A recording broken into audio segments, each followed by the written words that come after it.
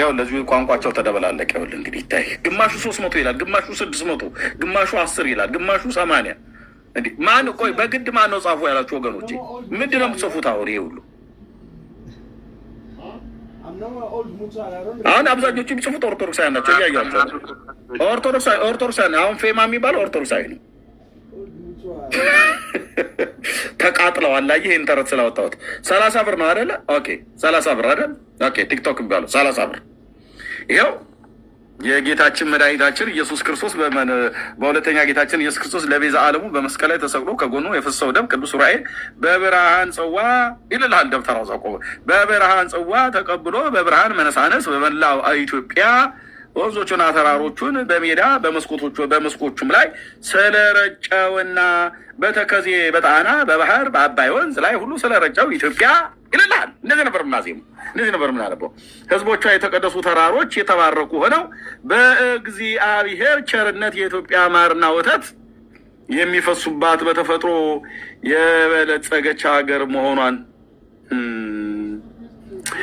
የሚያስረዳ ስለሆነ በተለይ በመንፈስ ቅዱስ ባወቀ በቤተ ክርስቲያን የታነጸበት ስጋው ደግሞ የሚፈተትበት ያን ጊዜ የጌታ ደም በነጠበበት ቦታ ላይ መሆኑን የሚያስገነዝብ ነው ይላል።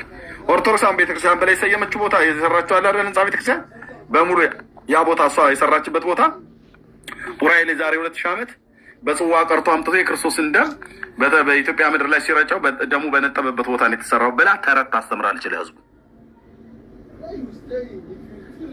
ይታይ የሰው ደም በሰው አካል ውስጥ ያለ ደም ስንት ሊትር ነው ቢኒ? 5 ሊትር ነው 6 ሊትር አይደል አጠቃላይ የሚባለው?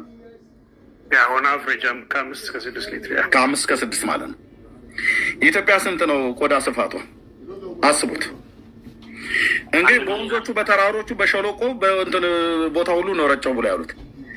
አሁን 6 ሊትር የሰው የጌታ ደም እንግዲህ ሰው ስለሆነ ማለት ነው 6 ሊትር ከ5 እስከ 6 ሊትር ነው ሰው የሚኖረው። እዛ እስራኤል ምድር ላይ አልተረጨም እና በሙሉ መጥቶ ኢትዮጵያ ውስጥ ተረጨ ይላል።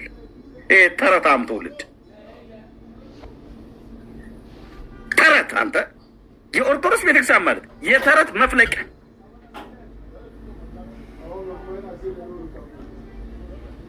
እና ህንጻ ቤተክርስቲያን በተሰራበት ቦታ ላይ በሎ ይነግርሃል ማለት ነው። መጽሐፍታቸው እዚህ ስንት የተግማማ መጽሐፍ አለ አልኩ። ውስጡን ገልጠህ ስታነበው ቶባክ መቶ እዚህ እኔ ፊት ሲገበዙብኝ ደግሞ በጣም ነገሩ በእነሱ ምክንያት ጨጓራ የላጥም